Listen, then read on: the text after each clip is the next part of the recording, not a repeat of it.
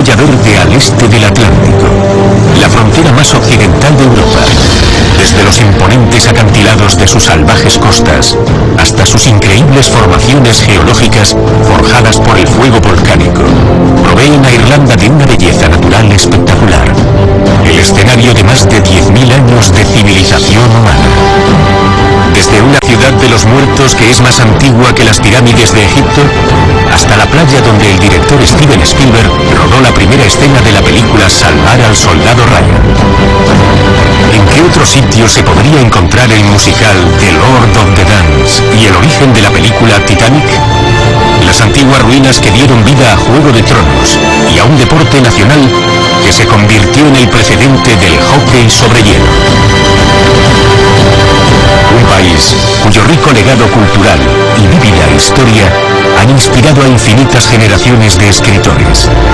Esta es la Irlanda nunca vista. Una nación cuya combinación única de tradición y modernidad la ha convertido en un baluarte de la era digital.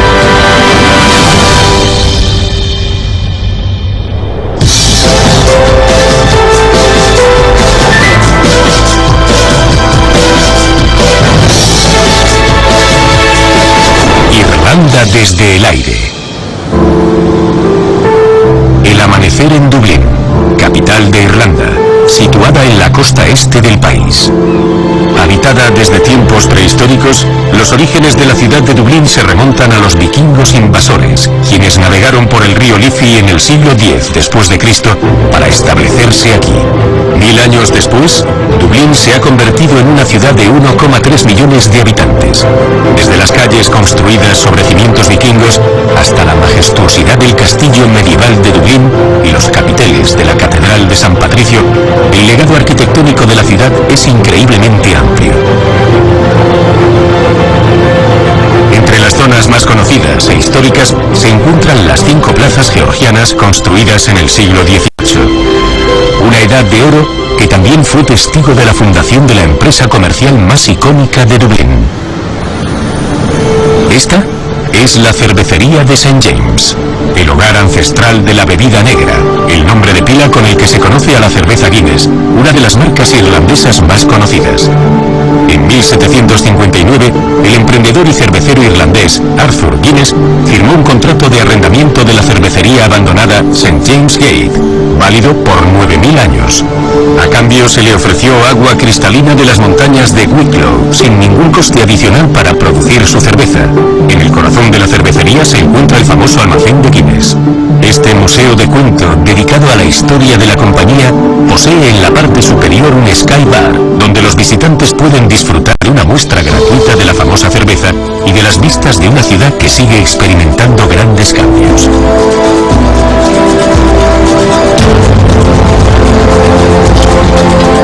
Desde los años 90 del pasado siglo, la zona portuaria, que en ese momento se encontraba en ruinas, se ha transformado en un barrio residencial y de negocios.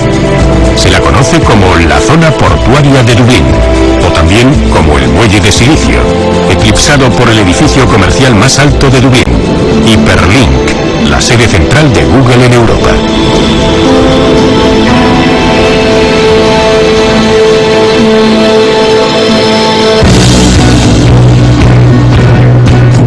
Río abajo encontramos los 207 metros de chimeneas a rayas rojas y blancas de Pool Beg, que representan uno de los lugares emblemáticos más queridos e icónicos de Dublín, inmortalizadas en el videoclip de la canción Pride de su exportación musical más famosa, U2. El grupo de rock más conocido de Irlanda se originó aquí, en la escuela Mount Temple, en los suburbios del norte de Dublín, cuando en 1974 un joven batería llamado Larry Mullen publicó una noticia buscando a músicos con una forma de pensar afín a la suya para formar un grupo. El cantante al mando, Bono, creció aquí en Cedarwood Road, al norte de la ciudad, un suburbio que se ha hecho famoso gracias al álbum de U2 titulado Songs of Innocence. U2 ha dejado su huella por todo Dublín. El grupo fue durante un tiempo dueño del Hotel Clarence en Temple Bar, el barrio cultural de la ciudad.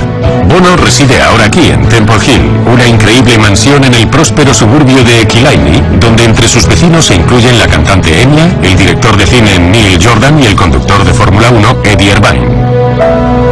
unos pocos años, en la década de los 80, Bono vivió aquí, en la torre con techo acristalado llamada Martello, en el pueblo costero de Bray, al sur de Dublín, uno de los aproximadamente 50 fuertes militares de los que consta la costa irlandesa que fueron desmantelados en el siglo XIX, pero que han atraído tanto a artistas como a escritores desde entonces, entre ellos el gran novelista irlandés James Joyce. Considerado como uno de los escritores más excelentes del siglo XX, James Joyce pasó la mayor parte de su vida en el extranjero y a pesar de ello llevó a cabo prácticamente todo su trabajo en Dublín, capturando el espíritu de la ciudad a principios del siglo XX. Su obra maestra, la novela Ulises, empieza aquí, en la Torre Martello, al lado del famoso punto de natación llamado 40 Foot, en el pintoresco suburbio de Sandy Cove, situado al sur de Dublín. Aquí, en septiembre de 1904, Joyce pasó 6 noches con un compañero escritor llamado Oliver St. John Gogarty, en el cual se basó para crear uno de los personajes principales de Ulises, el incontrolable Buck Mulligan. La última noche de su estancia, Joyce se despertó de un sobresalto cuando Gogarty disparó un revólver contra las cacerolas y cazuelas que se encontraban colgadas sobre la cama de Joyce. Poco después, Joyce abandonó Irlanda para no volver, aunque nunca consiguió olvidarla. Pero él no fue el único escritor cuya herencia sigue formando parte de la historia de la ciudad. Aquí, en la Merrion Square, en el centro de Dublín, se encuentra un monumento dedicado al gran poeta, ingenioso y genio literario Oscar Wilde. Nacido en Dublín en 1854, Wilde se convirtió en uno de los dramaturgos más destacables del siglo XIX. Pero el autor de La importancia de llamarse Ernesto, o El retrato de Dorian Gray, también fue víctima de los prejuicios de su época. Encarcelado en Inglaterra durante 2 años a causa de su homosexualidad, Wilde mantuvo su espíritu rebelde, su dignidad y, sobre todo, el principio dublinés de ser uno mismo, pues como Wilde dijo una vez, todos los demás ya están pillados. La estatua reclinada con su humor sarcástico es un tributo muy apropiado para uno de los escritores más originales y célebres de Irlanda.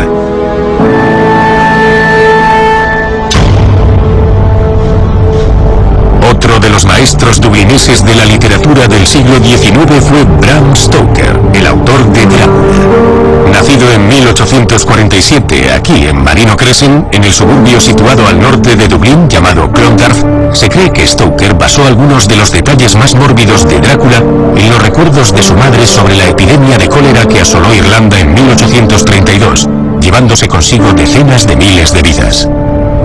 Stoker y Oscar Wilde se conocían muy bien, pues pasaron tiempo juntos al ser estudiantes de la universidad más famosa de Dublín, la Trinity College. Establecida en 1592 por la reina Isabel I, la Trinity es la universidad más antigua de Irlanda, construida a semejanza de las universidades inglesas de Cambridge y Oxford. Junto con los 200.000 libros más antiguos y excepcionales, la planta baja de la biblioteca del siglo XVIII de la Trinity cuenta con un tesoro nacional extraordinario. El libro de Kells, un manuscrito ilustrado complejo que data del año 800 después de Cristo. Al contener los 4 evangelios del Nuevo Testamento dispuestos en escritura celta brillantemente ilustrada, el libro de Kells es uno de los artefactos medievales más famosos del mundo. Otro documento históricamente importante consagrado en este lugar es la copia de la proclamación de la República Irlandesa en 1916. El momento en el que el líder rebelde, Padraig Pearse, leyó la proclamación debajo del pórtico del edificio principal de correos de Dublín, pasó a situarse entre uno de los eventos más relevantes de la historia irlandesa del siglo XX. Señaló el inicio de la Pascua, alzando una rebelión monumental contra los casi 800 años de gobierno colonial inglés. En 1916, cientos de rebeldes irlandeses comenzaron a tomar posiciones defensivas alrededor de Dublín, usando la oficina de correos de la calle O'Connell como cuartel general. Derrotados por las fuerzas británicas después de una semana de luchas sangrientas, sus sacrificios llevaron a la independencia a 26 de los 32 condados. Finalmente, los 6 condados de Irlanda del Norte seguirían formando parte del Reino Unido. El 17 de marzo, el mundo celebra el banquete del Día de San Patricio, el patrón de Irlanda. El símbolo de su fiesta nacional es el trébol, pues se dice que un trébol de 3 hojas ayudó a San Patricio a explicar el misterio de la Santa Trinidad a los paganos conversos. La cabalgata del Día de San Patricio en Dublín es la más grande y colorida, aparte de la ciudad de Nueva York, que cuenta con 500.000 de dublineses y 100.000 visitantes de todas las partes del mundo, saliendo a la calle para disfrutar al aire libre de la fiesta más alegre del año. La ruta de la cabalgata va de la calle O'Connell hasta la Catedral de San Patricio, cuyo decano del siglo XVIII fue también uno de los escritores más famosos de Irlanda, Jonathan Swift. Aunque normalmente se asocia Swift con Dublín, su residencia de verano aquí, en las regiones centrales de Irlanda, inspiró uno de sus libros más famosos. Esta es la casa Lilliput en la costa sur de Lough Kennel, en el municipio de Westmeath. Se piensa que mientras paseaba con su barco por el lago, Swift quedó anonadado al ver lo pequeñas que parecían las personas que se encontraban en la orilla a la lejanía. Esto se convertiría en la semilla de la idea que dio lugar a la novela Los viajes de Gulliver. En la parte lejana del lago se encuentra una imponente mansión del siglo XVIII, la Casa Belvedere. Se cree que el legado siniestro de su propietario inspiró a la novelista Charlotte Bronte a escribir el oscuro y clásico Jane Eyre. El terrateniente Robert Rochford fue un hombre cruel y mezquino. Furioso tras ver que su hermano mayor había construido una casa más grande cerca, Rochford mandó construir un muro gótico para tapar su vista. Conocido como el Muro de los Celos, esta atrocidad sigue existiendo y constituye un monumento al despecho y al rencor humanos.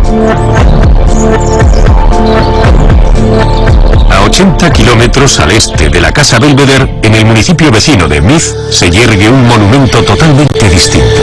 Con más de 5.000 años de antigüedad, se construyó para conectar a los vivos y a los muertos. Los antiguos irlandeses creían que los vivos y los muertos compartían la tierra, atraídos por las estaciones cambiantes y alineados por la luz del sol. Una espiritualidad muy sofisticada que han consagrado en extraordinarios cementerios de tierra. Aquí, en un recodo del río Boyne, en el municipio de Meath, se emplaza la necrópolis de Bruna Bonia. Construida 1000 años antes de la primera pirámide egipcia, esta gran ciudad de los muertos de 8 kilómetros cuadrados alberga más de 40 tumbas antiguas. Con 12 metros de altura y 67 metros de largo, el enorme túmulo de barro de Knowth contiene 2 cámaras de entierro donde se guardaban los restos de cenizas de los muertos. A 1,5 kilómetros al sureste se encuentra la pieza central de Bruna Bonia, Newgrange, una tumba que contiene una única cámara de entierro rodeada de rocas de cuarzo brillantes y grabadas con misteriosos símbolos neolíticos, que fue construida sobre el año 3200 a.C. Pero esto es más que una tumba. En el solsticio de invierno, los rayos del sol del alba brillan a través de un hueco de piedra alineado con precisión construido en el montículo, iluminando así la cámara de entierro por dentro. Un momento simbólico que señala la regeneración, el nacimiento y el inicio de un nuevo año.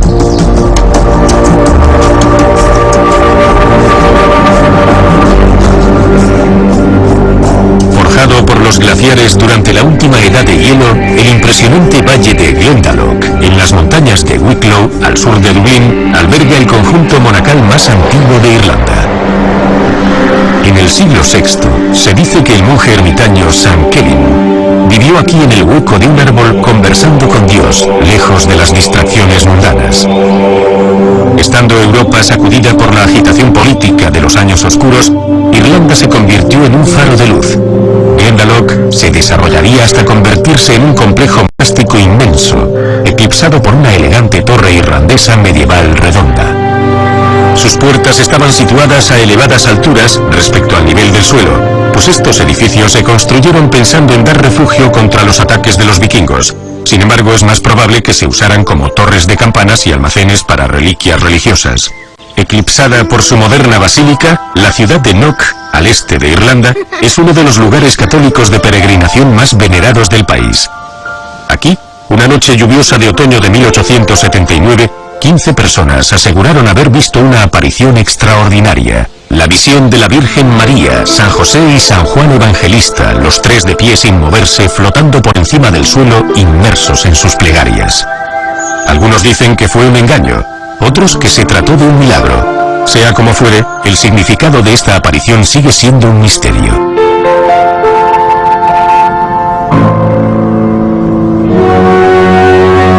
Según otra leyenda irlandesa misteriosa, el mismo diablo se comió un mordisco de esta montaña en Tipperary y la escupió aquí, dando lugar a una colina que recibe el nombre de Roca de Cashel.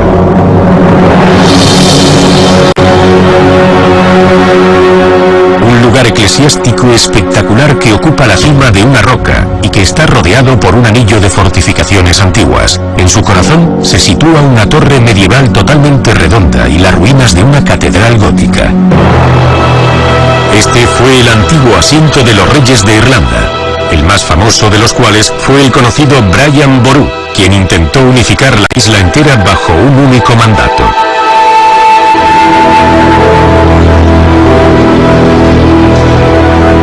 En el año 1014 después de Cristo, sus armadas vencieron a los vikingos en Dublín.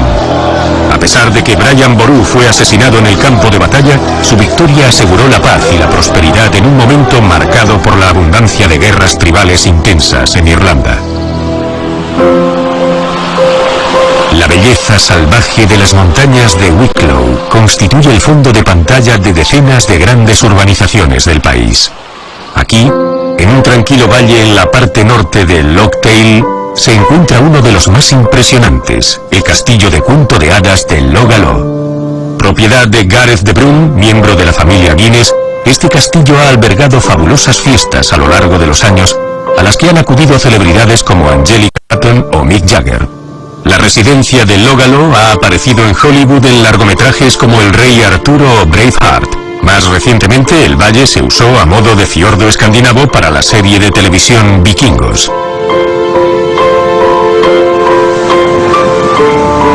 Si esta playa de Curraclow en el municipio de Wexford les resulta familiar, es probablemente porque ya hayan visto antes este glorioso lugar repleto de tierra y dunas.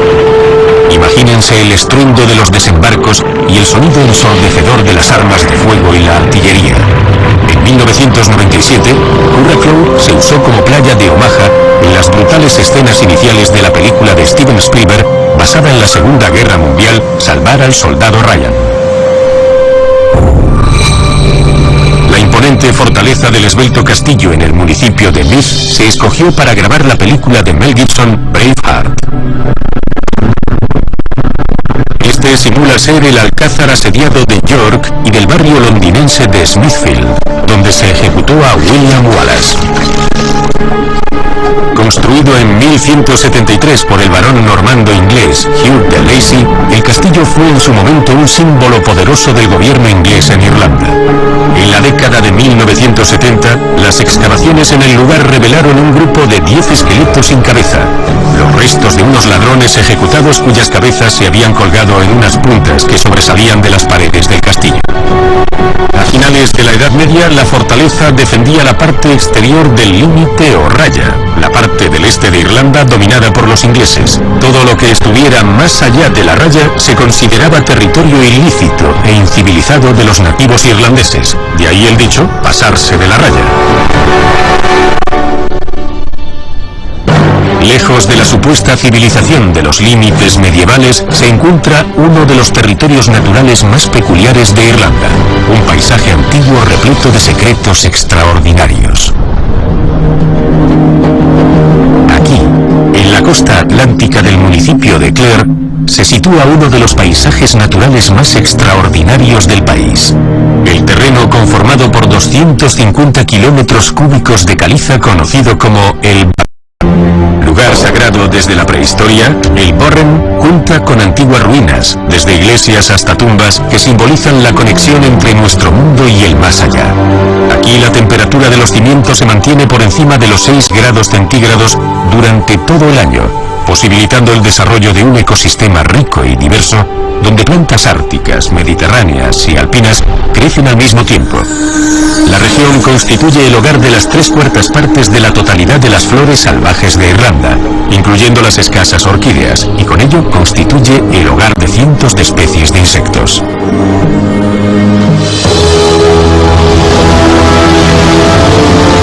En el rincón suroeste de El Burren se encuentran los espectaculares acantilados de Moher. Se yerguen desde el Cabo Haag al sur y alcanzan su punto más elevado, 214 metros a 8 kilómetros hacia el norte. Esta es la Torre de O'Brien, construida en 1835 por un político irlandés, el caballero Cornelius O'Brien. Pionero precoz del turismo, fue tan prolífico que los habitantes de la zona dicen que fue él quien construyó todo allí, a excepción de los acantilados. Cada año, 1 millón de visitantes acuden para maravillarse del espectacular panorama.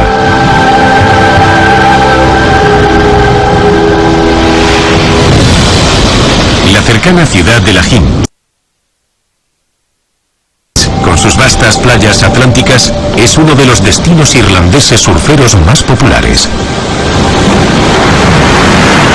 En esta zona, durante el verano de 2006, 44 surferos consiguieron montar la misma cresta de una ola, alcanzando un nuevo récord mundial.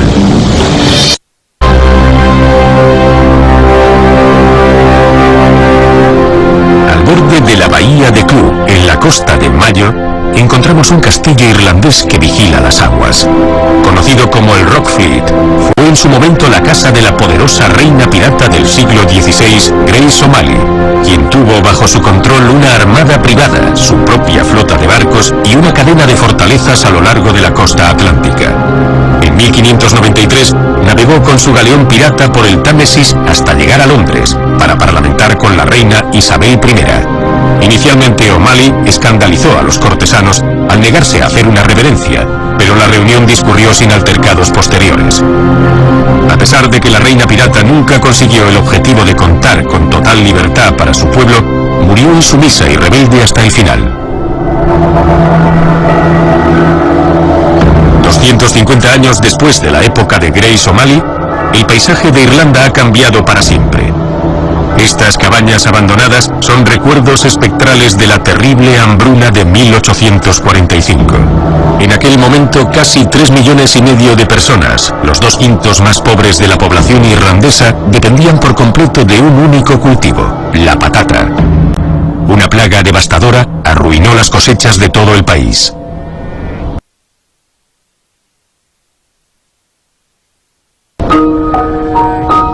En la colina de Slievemore se encuentran los restos de lo que fue un día una próspera comunidad de agricultores. Estas terrazas acaballonadas, conocidas como camas vagas, abastecieron en su momento a sus habitantes con el cultivo que los mantenía vivos. En el transcurso de 10 años, 1 millón de irlandeses murió y otro millón emigró a América y a Canadá.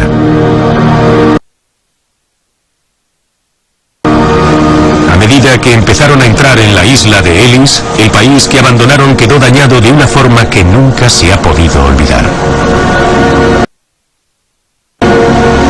De todas las hambrunas que encontramos en la historia de Irlanda, la de 1845 dejó la marca más duradera en la memoria de los irlandeses. Constituyó un símbolo de opresión y abandono de un pueblo desahuciado. Los abundantes pastos y los preciosos paisajes costeros del municipio de Sligo fueron en sus días una fuente rica de inspiración para uno de los poetas irlandeses más célebres.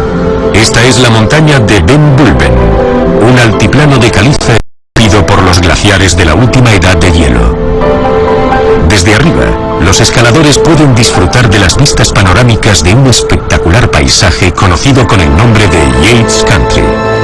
El poema Bajo Ben Bulben fue uno de los últimos escritos por William Butler Yeats. Las últimas líneas se han escrito en su tumba a modo de epitafio aquí, en el cementerio de Drumcliff en Sligo. Observa la vida y la muerte con frialdad, jinete, no te detengas.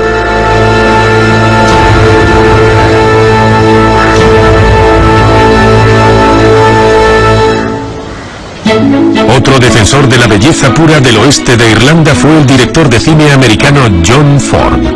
El pueblo de Cong, en el condado de Mayo, se escogió como telón de fondo de su icónica película que data del año 1952, El hombre tranquilo, cuyos protagonistas fueron John Wayne y Maureen O'Hara. La mayoría de los lugares siguen preservados, incluido el lugar que aparece en la épica escena de la pelea a golpes. En el extremo del lago Uterat se encuentra el pequeño puente de El hombre tranquilo, donde el personaje de Wayne, el inmigrante que vuelve a su tierra, Sean Thornton, espía la casa de su familia por primera vez. El elegante castillo Ashford también aparece en la película de Ford, uno de los hoteles de 5 estrellas más exclusivos de Irlanda, cuyas paredes han albergado figuras ilustres como la del rey Jorge V, Oscar Wilde, Ronald Reagan y el Beatle George Harrison. La ciudad de Galway, en la boca del río Corrib, es a efectos legales la capital del oeste de Irlanda. Galway, que recibe el nombre de pila de la ciudad de las tribus, surgió con los 14 clanes de mercaderes que controlaban la zona y que la convirtieron en un centro de comercio internacional durante la Edad Media. La ciudad albergó en su momento el puerto irlandés principal de comercio con Francia y España. La iglesia medieval de San Nicolás ha tenido cientos de visitantes famosos a lo largo de los años, incluyendo a Cristóbal Colón, quien estuvo rezando en este lugar años antes de embarcarse en su histórico viaje hacia el Nuevo Mundo. El Festival Cinematográfico Anual de la ciudad sigue atrayendo a día de hoy a celebridades, entre las que destaca la estrella de cine Martin Sheen. En 2006, con 66 años, se matriculó en la carrera de Filología Inglesa, Filosofía y Teología en la Universidad de Galway.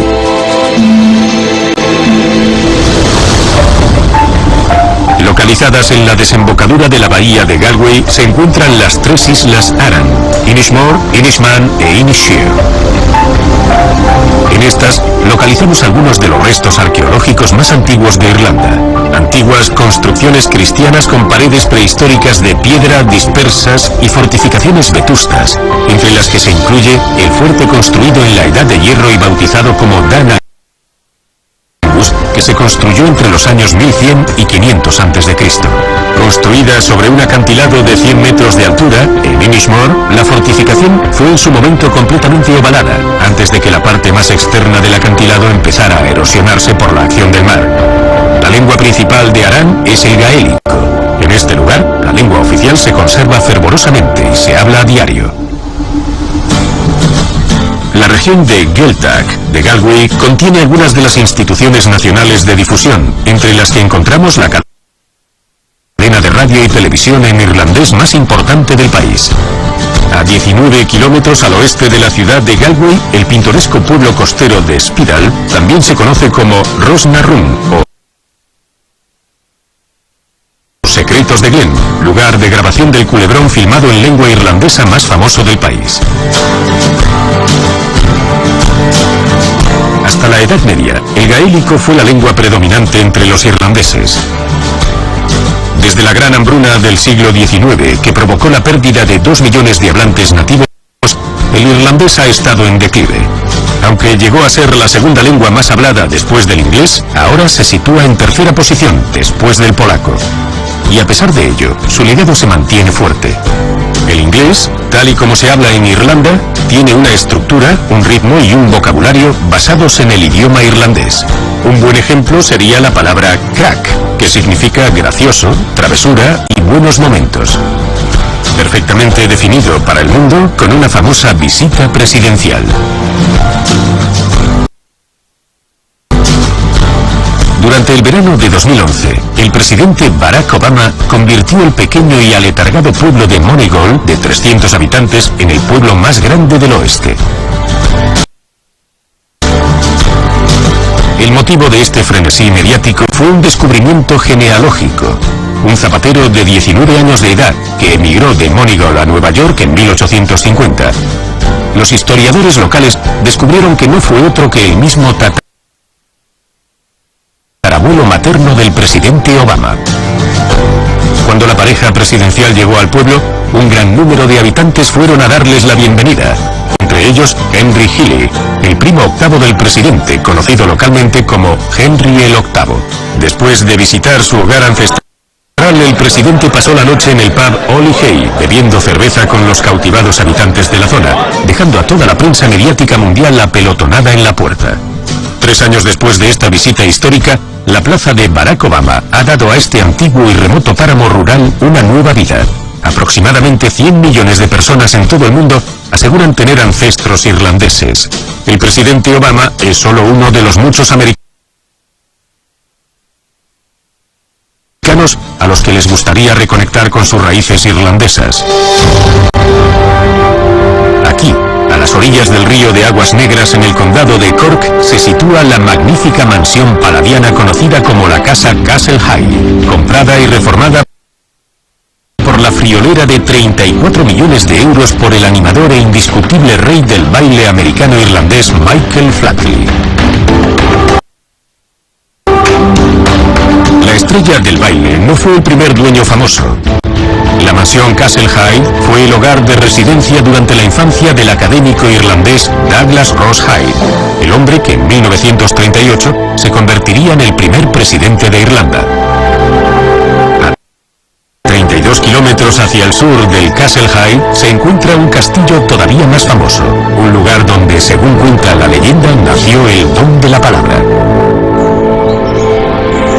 Hace 600 años, el líder irlandés Cormac McCarthy construyó un castillo en Blarney, cerca de la ciudad de Cork, sin ninguna consciencia de la fama de que gozaría algún día.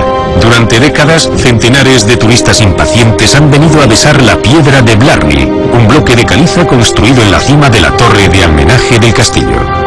Según la leyenda, la piedra posee el don de la palabra, una habilidad mágica para conversar fluidamente.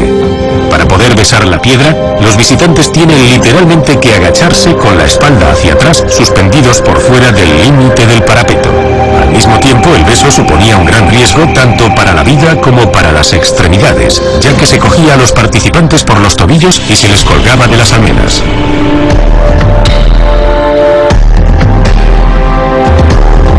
Este es el Parque Nacional de Killarney, el municipio vecino de Kerry.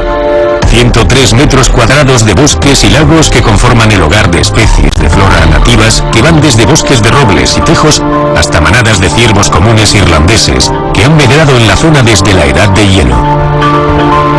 Los 3 lagos de Killarney están enmarcados por la increíble cordillera montañosa Magillicuddy Ridge, donde se encuentra el pico más alto de Irlanda, Carrauntú Hill, situado a 1000 metros de altura.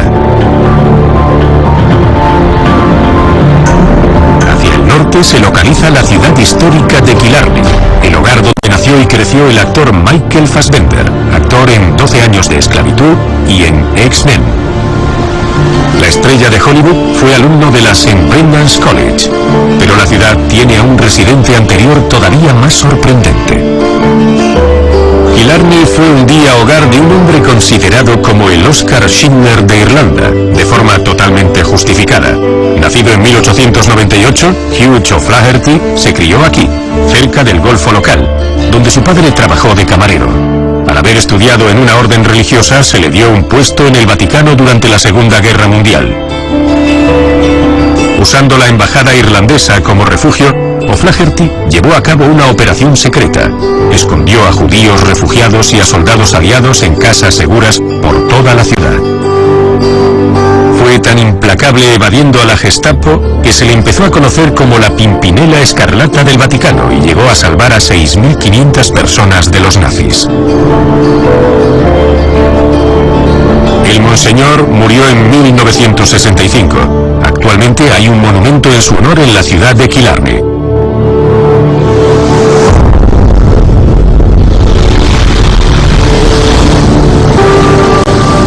Separada de la tierra peninsular por un desfiladero profundo, el Cabo Mizen, en el municipio de Cork, constituye el extremo más al sur de Irlanda. 467 kilómetros al norte encontramos el faro del Cabo Malin, en Donegal, el punto más al norte del país. Uno de los lugares con mayor cantidad de naturaleza salvaje virgen en el territorio irlandés se encuentra en el condado de Donegal, y se extiende 4.800 kilómetros cuadrados hacia el noroeste. Un tercio de la población que aquí habita habla gaélico como primera lengua. Aquí arriba, como dicen sus habitantes, todo es distinto.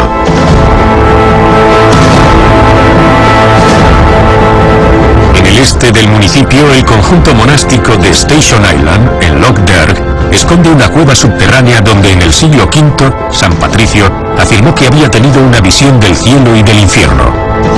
Durante siglos los peregrinos han estado visitando el lugar para expiar sus pecados.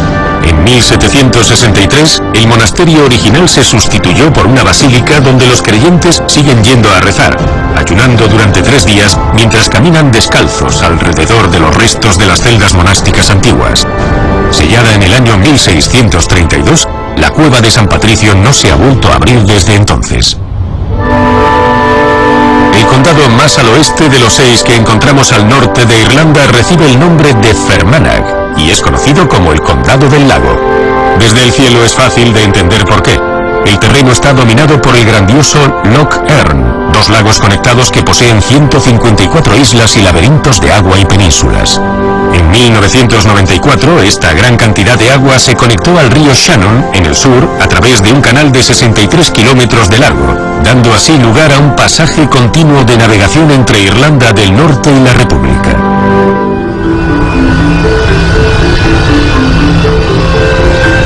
Belfast, en la costa este de Irlanda del Norte, constituye la segunda ciudad más grande de Irlanda después de Dublín.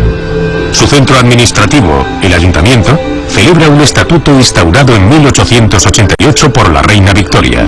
A finales del siglo XIX, Belfast pasó a ser el productor de lino más grande del mundo y uno de los centros neurálgicos industriales más importantes de Inglaterra. Pero Belfast también tiene que lidiar con las cicatrices del conflicto sectario de Irlanda del Norte.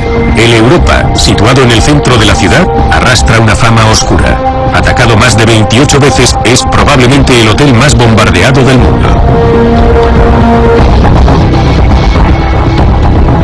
El legado amargo de más de 30 años de disturbios y problemas todavía se puede percibir a día de hoy. La división sectaria todavía se ve de forma evidente en las líneas de la paz, reforzadas por la diferencia de altura que separa 2 de las comunidades vecinas de la ciudad. A la izquierda, Shankill, fiel a Inglaterra. A la derecha, Falls Road, que apoya a Irlanda Unida. Si hay una industria que defina a Belfast más que ninguna otra, esa sería la de la construcción naval. El astillero Harald y Wolff en la isla de Queen, al este de Belfast, eclipsado por sus 2 grúas enormes, Gantry Samson y Goliath, se fundó originariamente en 1861. Aquí, en 1909, el trabajo empezó con la empresa de construir el transatlántico más grande hasta la fecha, el Titanic.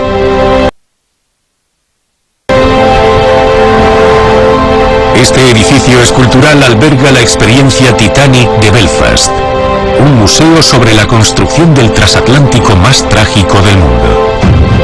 Con 240 metros de eslora y 30 metros de altura, el Titanic requirió una inmensa expansión del astillero y una mano de obra de más de 3.000 hombres, 8 de los cuales murieron durante su construcción.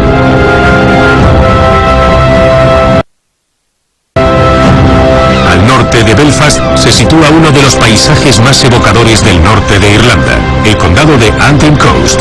Algunos lo conocen por otro nombre, el Reino de los Westeros.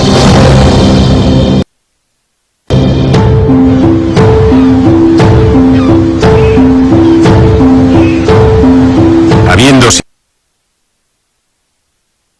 sido hogar de las familias gaélicas más poderosas en su momento, el condado de Antrim, al noroeste de Ulster, es un paisaje repleto de fortificaciones, preciosos paisajes costeros y acantilados monumentales. No sorprende, por tanto, que esta fuera la localización escogida para una de las series de televisión más famosas de los últimos años, Juego de Tronos. Tambaleándose precariamente sobre los acantilados escalonados con vistas hacia el norte del Atlántico, encontramos el grandioso castillo Danlus, también conocido como la Casa de Greyjoy. El castillo fue en el pasado el baluarte de los clanes irlandés y escocés de MacDonnell y MacDonald. Según una leyenda local, parte de la cocina colapsó y dejando tan solo un superviviente. un chico del servicio que estaba sentado en la que fue la única esquina que quedó de la habitación destrozada. Pero de entre todas las localizaciones atmosféricas que encontramos en el norte de Irlanda, destaca una. Como si estuviera cayendo sobre el mar en la costa rugosa del norte llamada Antrim, la vasta calzada formada tras un período de intensa actividad volcánica es una de las formaciones rocosas más peculiares del mundo. Hace entre 50 y 60 millones de años, la lava, al helarse y romperse por el sol como sucede con el barro, formó 40.000 columnas hexagonales basales entrelazadas. Durante eones, las columnas han estado expuestas a la erosión causada por el viento y las olas, lo que ha creado torres distintivas y montículos de roca. Según la leyenda, la carretera son las ruinas de un puente de tierra hacia Escocia creada por el gigante irlandés Finn McCool, después de que el gigante escocés Benan Donner le retara a luchar. Una batalla que el irlandés aceptó con mucho gusto y que ganó. Este antiguo tren, que recorre un camino estrecho de unos 3 kilómetros de longitud, une la carretera del gigante con la ciudad histórica de Bushmills, hogar de la destilería de whisky con licencia más antigua del mundo, fundada en 1608. Aunque tanto irlandeses como escoceses aseguran haber inventado el whisky, la mayoría de los historiadores aseguran que su origen es árabe o morisco. A lo largo del siglo XX, varios factores, desde la ley seca de Estados Unidos hasta ciertas disputas comerciales, provocaron el declive de la industria del whisky en Irlanda. Para la década de los 70, Bushmills fue una de las 2 únicas destilerías que sobrevivieron. Actualmente hay 12 y parece que tendrán un futuro próspero y estable. Por supuesto, los irlandeses no guardan ningún rencor a sus primos americanos. ¿Cómo podrían? Las conexiones entre los dos países son más fuertes que el whisky más puro.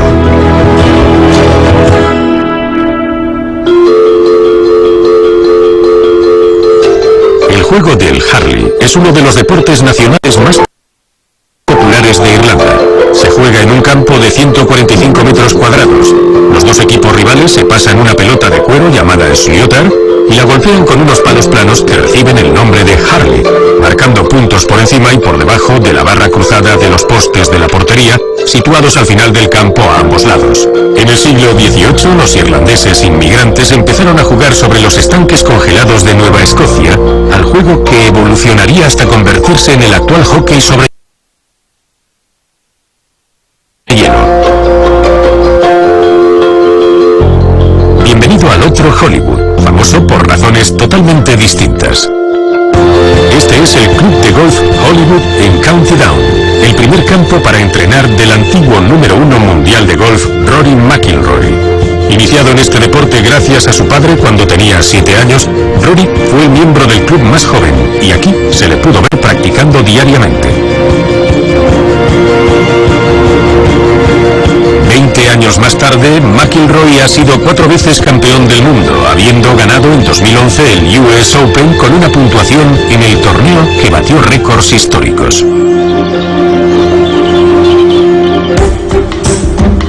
Derry, al noroeste del Ulster, es la 4ª ciudad más grande de Irlanda.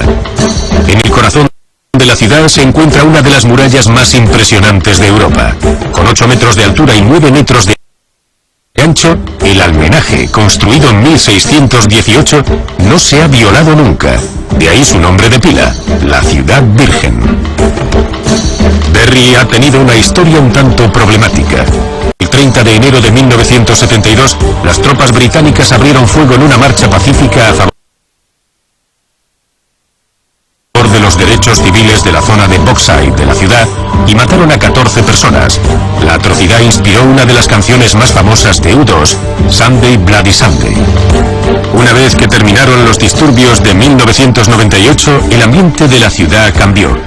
Completada en 2011, la pasarela peatonal serpenteante del Puente de la Paz ha unificado a una ciudad cuyo nombre es el legado de antiguas divisiones. La mayoría de la población protestante que vive en esta ribera del río la llama Londonderry, por los gremios comerciales londinenses que fundaron la ciudad amurallada. La parte católica de la ciudad se llama solo Derry. El puente de la paz, que une a las dos comunidades, simboliza el renacer de la esperanza.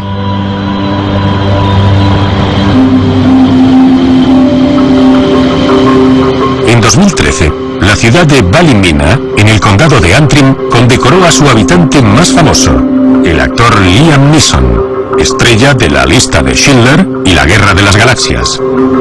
Neeson nació y creció aquí y fue al Instituto de San Patricio, lugar que le incentivó a interesarse por el teatro y que le dio su primer papel en una obra de la escuela en la que participó a la temprana edad de 11 años.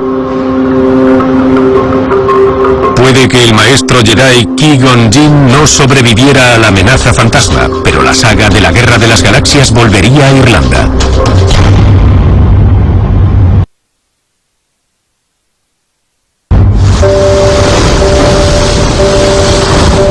Irguiéndose 218 metros sobre el Atlántico y situado a 12 kilómetros al oeste del condado de Kerry, se emplaza el elevado peñasco marítimo de Skellig Michael, donde se situó en su momento una comunidad de monjes que fundaron un asentamiento en el siglo VI. Deshabitado desde la Edad Media, el Skellig Michael fue declarado Patrimonio de la Humanidad por la UNESCO. Solo se admite a un reducido número de visitantes durante los meses de verano. Un camino serpenteante de 618 escalones de piedra lleva a la cima y a las cabañas tan perfectamente formadas, donde los monjes llevaron una vida tranquila de contemplación. En 2014, esta se convertiría en la extraordinaria localización de la Guerra de las Galaxias, el despertar de la fuerza. Viéndolo desde el cielo se puede entender el porqué.